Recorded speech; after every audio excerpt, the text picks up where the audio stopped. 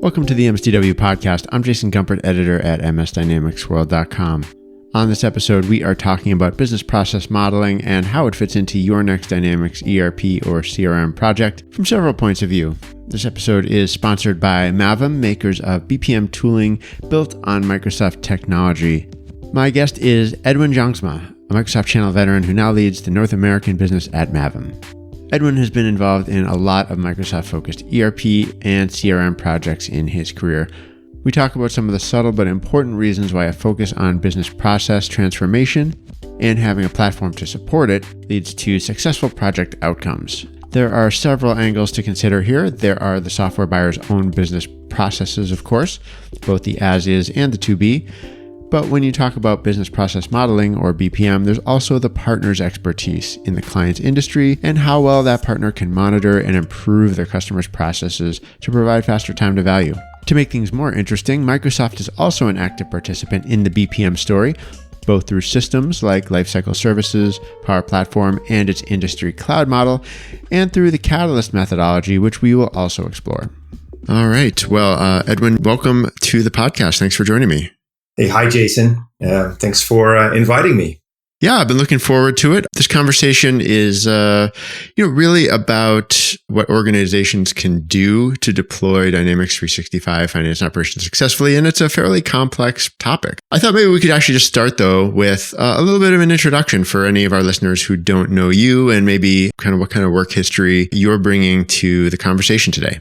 I'd say my career started in 1995. I've always been dedicated to the Microsoft platform. My first experience with Dynamics started in 2003. So I would say I've close to 20 years of experience in the Dynamics world with a big partner in the ecosystem. Today, you are leading the Americas practice at Mavim, right?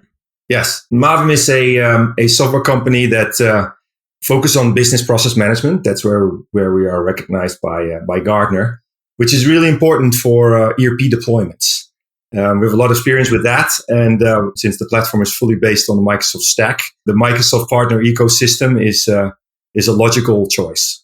All right. And it's such a great topic to focus on, because whether you're talking about the technology of ERP projects or, the methodology and the organizational challenges that go into making them successful, it's a topic that never gets less complex, even as software and processes perhaps make it easier in some ways. So I'm really looking forward to getting into that with you on this conversation. You spend a lot of time thinking about the phases of deployment, starting with perhaps like a diagnostic phase in an ERP project. Why is the diagnostic phase so important in your view? I mean, a wise man once told me a good beginning is half of the work. The diagnose phase of any Dynamics project, be it ERP, but also I would argue CRM. But whenever processes are complex, it's very important to spend enough time understanding at the beginning in the diagnose phase to decide what you really want to do. Because the reality is 70% of ERP projects fail. That's a statistics by Gartner. And, and we've seen this a lot in the Dynamics ecosystem. A lot of ERP projects, they end up with change requests. Failure doesn't mean that they will never get finished. Often it means overrun, extra cost, extra time, angry customers, finger pointing, miscommunication, et cetera, et cetera. Yeah, I mean, I think of diagnostic phases. There's going to be something done that you can label that, but it must just vary widely from customer to customer and from, I guess, partner to partner in terms of how they engage with their customers, whether they're doing something just completely informal, something completely perhaps, cookie cutter, standard, unchanging for the needs of the environment, or something very detailed. Maybe, I don't know, is there a real spectrum? Can it be either too informal or even too formal or too rigid? I would say it shouldn't take too long, right? Because if a diagnostic phase takes, let's say, 3 months or 4 months, then, your Dynamics project is far underway, right? But if you do it in let's say a week or a couple of days, then, probably it's too little, right? So I would say a good medium would be, anywhere between 4 and 8 weeks. Not a surprise that, for example, the Catalyst framework that Microsoft is now standing behind often takes a similar length. Yeah, what have you been seeing with Microsoft's Catalyst framework? It's been available for quite a while now. Any, firsthand, secondhand experiences, observations about it? I think it's great that Microsoft is doing it, and it really helps focus the direction to supporting the customer, driving business and not just focusing on technology, right? So all about understanding the real problems and solving for them, right? I think the Catalyst framework started on the CRM side of the fence. I think there's a couple of things that can be done to extend it to be leveraged for the ERP world of Dynamics as well. And for people who haven't worked with it, is it something that's always led by Microsoft, engaging with the customer and their partner? Is it is it that kind of organization for it, or is it run by partners? I mean, Microsoft is definitely putting a lot of attention in training the partner ecosystem on it. So even though they have a team to do it themselves, I think their end goal is to make sure that the pre-sales process that leads to a customer deciding on Dynamics is done in a consistent way across the ecosystem, which I think is a good thing. To me, I often divide up the world of sort of finance and operations, Dynamics 365 finance operations projects or customers into sort of two groups. In my own mind, you can tell me if you agree with this or not, but I think of the ones coming from AX, whether it's an upgrade or a migration, and then coming from some other place, another ERP presumably, or multiple, but coming to F&O from some other history. When you look at the AX to F&O path specifically, what should customers, like AX customers, be really looking out for when they are working and engaging on an F&O project, engaging with a partner, maybe even bringing in the Catalyst framework if that's being introduced to them? Yeah, AX migrations as well as legacy ERP, right? To the world of F&O. We think it's very important that customers define a clear roadmap together with their partner to get from as is, where they are today with AX, to a preferred to be state on their F&O platform. In order to do that, I mean, it would help if they have software that helps them understand the as is. Process mining these days is very important and could be an important tool to help them, to support them to get that understanding. Because even though they've built their AX system, through time, it has grown into something bigger, and they don't always know the processes that as they are followed as is. So it's very good to use mining to get a thorough understanding of the as is before you decide your to be where you want to go, right? And then, on the to be state, the customers really want to work with a Dynamics partner that has specific knowledge of their industry. What kind of surprises do companies find when they do evaluate or map out their as-is process or their current process? Because I would just imagine you talk to people who are working day to day, and they say, "Oh, we know our processes. We know how things go, and we can just explain it to you." But I imagine the data often says something slightly different. Yeah, just like customers then issue an RFP where they highlight their processes, and then the partner makes an estimate based on the RFP, and turns out that reality that the business users are expecting something else, which then leads to those CRs, right? So, that's definitely something to look out for. And your as-is analysis with mining, it gives a very factual statement of the reality of how the business is using the software. I'm not sure if that answers your question, Jason. I think it does. And I mean, one of the things that comes to mind, and this has come up in other conversations I've had, is just the fact that, weeks are often needed for diagnostic mapping as is processes and doing some, discovery. Maybe you can tell me how that fits in, that term, to what you typically see. But it seems like the ideal in the future for an organization is they should sort of already have some kind of, process mapping or process definition that they can turn to and say, we already know what we're doing. Let's cut that part out of a project or out of our planning for new technology investment. Maybe I'm jumping all the way to the final sort of stage of maturity on this stuff, but is that where companies should be? Yeah, I think when you talk about the to be, right, mining for as is, but modeling your to be state, it would be great if the customers have guidance there, right? And I think they often look to the partners to give them that guidance. And first and foremost, they will say, the partner needs to really tell me what is in Dynamics out of the box. Because, if you model something completely different than what Dynamics F&O does, compared to maybe your legacy ERP or even AX, because there are differences, right? Then, the further you model away from your out of the box, the more cost you will have, right? But then on the other hand, industries are different. And the horizontal solution that F&O often is, even though there are, add-ons that are more industry specific by Microsoft, it's still the partners who add industry specific modules and ISVs or industry models, business process models that really address the additional scenarios that are required to model a proper to be, right? And that's something that often partners bring to the table, and it's often those partners that get selected by the customer because they show the best understanding of their requirements. And I think customers are looking for partners to help them guide them to a better future, right? When it comes to like BPM software specifically, what should people know about the role of BPM software as it applies to both, industry analysis and industry specific analysis, I should say, and phases of a project? First, let me tell you that there is limited BPM software built into LCS, Lifecycle Services of Microsoft. And when I look at the partner ecosystem, it's not used as much, is what I'm hearing. It's basically Visio and being able to store it in Lifecycle Services, right? So I would say more advanced business process software is required, and that software should be able to mine. And we talked about mining for the as is, but also allow for a very advanced modeling, right? For a very advanced mine design. And then thirdly, allow for continuous improvement because, once you've done the proper as is in a to be, you want to, processes are ever evolving.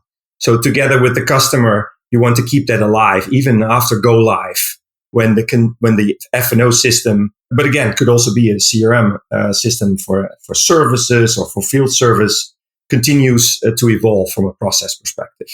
Is the ideal that with BPM, you're not really confining it to one particular enterprise system? You're not confining it to F&O, for example? Exactly. You could, and you see that a lot in F&O, that, the world of Power Apps and Power Automate, Power Platform is coming up and is used to extent. And the world of CRM and F&O are also coming closer, right? But during mine and design, what's really important is that you have a BPM software platform that connects people, processes, and technology. And in the case of this conversation, the technology is mostly Dynamics in the broader sense, and that includes the world of Power Apps. But being able to connect technology and people to processes allows for, a better collaboration between the partner and the customer to avoid those risks that are associated with failing ERP projects. One thing I'm curious about on a maybe more of a sort of a practical nuts and bolts sort of level, but when it comes to actually mapping the current processes, the as is with BPM software, is it a matter of really kind of starting to get buy-in from typical users to actually kind of see what those users are doing behaviorally on a day-to-day basis in their business systems and really starting at that point and then in building from there? Is that where the data collection really begins? I would argue the other way around. I would say, customers should expect partners to come to the table with the proactive industry models for the to be. And that takes into account Dynamics as it is out of the box with F&O or other parts of Dynamics. And then as is mining helps you understand where you are, so you can develop that roadmap to go from where you are to where you want to be. I would have to think that if you're a partner who can come into a call or a meeting with a client or a prospective client with some of that knowledge and some of that understanding already under your belt or just ready to be showed and explained, that's got to be a great way to start building trust a lot more quickly than going through a bunch of questions and trying to understand what a particular organization's facing. Yes, Jason, I agree. I think in general, what I've seen is that the partner that demonstrates the good, value proposition, showing of industry knowledge, references, but also having those process models for that industry on top of what Dynamics does out of the box. Those are often the ones that get chosen, right? Because customers are not only looking for the lowest price because they know that ERP projects are prone to failure, right? So even though, it should be a combination of good price point and showing, that experience in the market. And I think an additional bonus point for partners is when they highlight that they have a very, one way of working with the customer, with their own functional consultants who understand ERP processes and their technical practices, be it onshore or offshore, or nearshore or a combination of both, because that one way of working facilitates a reduction of risk. When you think about sort of long-term vision for an organization's embrace of BPM, and this could be either for a partner or for an organization who runs ERP and runs complex enterprise systems. What do you think about, or what do you suggest they're aiming for when it comes to either the ability to run a project well, to, let's say, deploy new software like an F&O, or just other qualities of that kind of maturity that you look for, that you encourage companies to embrace with BPM? We've talked a lot about the diagnose phase of a dynamics project, right? And that good beginning is half of the work.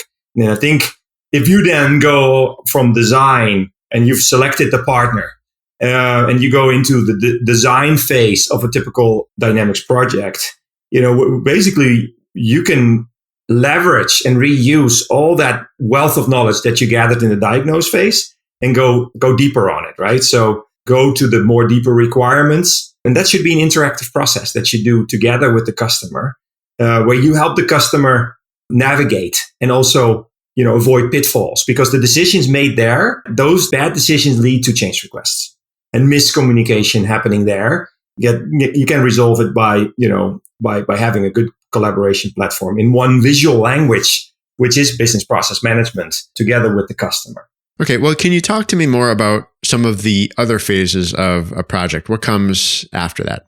So we've diagnosed design, and I'd say that the logical next step would be the build, right? So that's where you use those designs, that those requirements then become requirements that are loaded into DevOps, and a good BPM platform facilitates that connection from BPM to DevOps and back, right? Once the requirements are at the detailed level that it can be loaded into DevOps and become actual work instructions for the developers who configure and customize the Dynamics platform, that's when you facilitate that one way of working that I was talking about. That facilitates the miscommunication that could also happen on the partner side, where the functional consultants agree to certain features with the customer, but it then gets handed over to technical teams offshore or nearshore, because that's what's being used in the market these days to also drive the price down. And there's an additional miscommunication that could happen there. So if you facilitate that one way of working with the customer, also to your, from your functional to your technical colleagues, and sometimes they are disconnected in different parts of the world, then that could support the build phase with the same one way of working. And then that then leads to, let's say that all goes well, then you go into test. So it could also support, the same processes can be used to support test automation and the user adoption during the go live phase. Because when I talk about work instructions for the technical developers, the same BPM platform could be the repository for work instructions for the employees who actually work with the system. And then having a BPM platform that they use to collaborate with a chosen set of business folks from the customer side that then get rolled out to a broader group in the organization. That then there's a BPM platform that supports work instructions for the actual users that helps during the test phase as well as go live. Mm-hmm. And then after that, when let's say that's done well, and without too many risk and cost overruns and time overruns, now you go into continuous improvement. Right? In the support phase, that's where you want to keep your business processes up to date, because as I said, they are continuously evolving. And this is another place where you can use mining, let's say every 3 to 6 months, to address how your F&O system is used. Is it being used the way we intended with our to-be? Or are the actual users finding, workarounds or to make it better? Or are there inefficiencies that can be removed, and mining can be of tremendous support? I would argue that mining is even more important for continuous improvement than for the diagnose phase. Mm-hmm. Yeah, sure. It makes sense. I mean, you go through all that upfront investment in the time so you can get to that point, I imagine, where the continuous improvement is definitely more incremental, right? Yes, absolutely. Yeah. And I can certainly see how, you can bring those phases then to a more, we touched on this already, but a more complex sort of multi-solution environment, multi-solution, architecture or environment, which must be a growing, idea in the Microsoft space, especially as, Power Platform just becomes more and more sort of baked into the stories that each of the individual Dynamics business application teams are telling. They talk more and more about, adding features to think Power Platform first and think of it for integration, for, data management. So all of those things must then just give you more reasons, I guess, to really want to be able to lean on, having these business processes defined in these kinds of organizations. Yeah, because they're one functional language that is a layer above, right? So they can encompass both Dynamics and the world of Power Apps and Power Automate, which I agree with you. A good example would be a retail solution in store as an addendum to Dynamics ERP, right? And their processes continue as being part of the ERP in a natural way, but they will often be built with Power Apps or other technologies.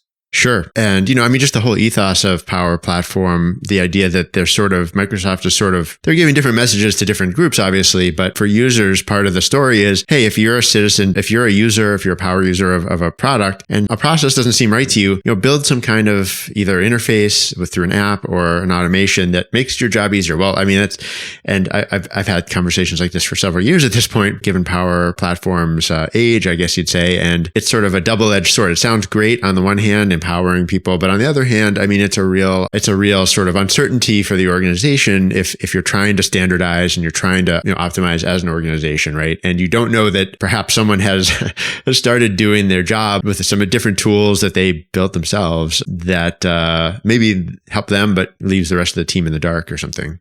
The same dangers we had with SharePoint and Excel files that start leading their own lives, right? What I've seen in the partner ecosystem, that there's a strong demand for governance in the Power Platform world, right? In order to keep control, and I think that's where business process management has a role to play. For sure. Yeah. And going back to, just to go back to like AX and finance and operations specifically, it just seems like the message that I'm hearing, that Microsoft seems to be putting out, and people like you and other, channel veterans, channel experts, people helping clients is, industry and process seem to be sort of the things that are leading to sort of successful implementations and kind of successful sort of future planning. Because, I think still of AX customers is largely the ones who are about to take some big important steps into sort of a more contemporary enterprise set of enterprise applications, but maybe aren't quite there in some parts.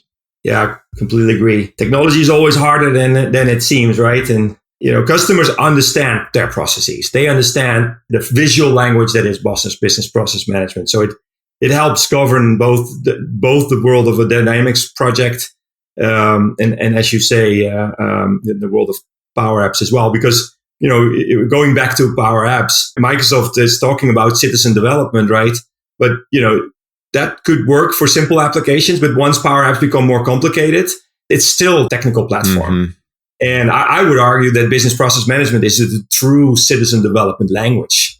And if you put proper governance in place for the functional business users of the customers to define what they want, and still having their own internal IT departments or partners to then build what they desire in a uniform, one way of working fashion, that's when you can accomplish true citizen development. Great. Well, anything else that you're sort of looking for or thinking about as it relates specifically to, either F&O, the product, or what the Microsoft partner channel or Microsoft's message to the channel is these days, or any other plans that you really have your mind on as it relates to BPM in that regard? I think we were able to address it all. Talked about the diagnose phase, the importance of it, to make sure you make the proper start to avoid these pitfalls that you typically see, change requests in these Dynamics projects. We talked about the handover to the build phase and the design phase, and then the build phase, and then continuous improvement. The role of business process management and mining, which is where I think our company can help, as software that can support both the partners as well as the end customer. And then thanks for bringing up Power Apps, Power Platform in the broader sense. because that's where there's a lot of push. Low code, no code is there to stay, and it's nice to connect that to the same BPM journey that we think customers and partners should be on. Thank you, Jason. All right. Edwin, thank you so much for being here. I really appreciate it. This has been another episode of the MSDW podcast. My thanks to Edwin for joining me on this one. For more information on Mavim and the solutions they provide, please visit www.mavim.com. That's MAVIM. And for more information on how Mavim can support your ERP implementation, please see 2 of their most recent white papers on going cloud on a deadline and on low code, no code for BPM. We'll link to both of those and to Edwin's recent article on MSDW in the show notes. And that's it for this episode. If you want to get in touch with me, you can reach me by email, jgumpert@msdynamicsworld.com. You can also follow us on LinkedIn and on Twitter for all our latest news and updates. Until next time, this is MS Dynamics World, signing off.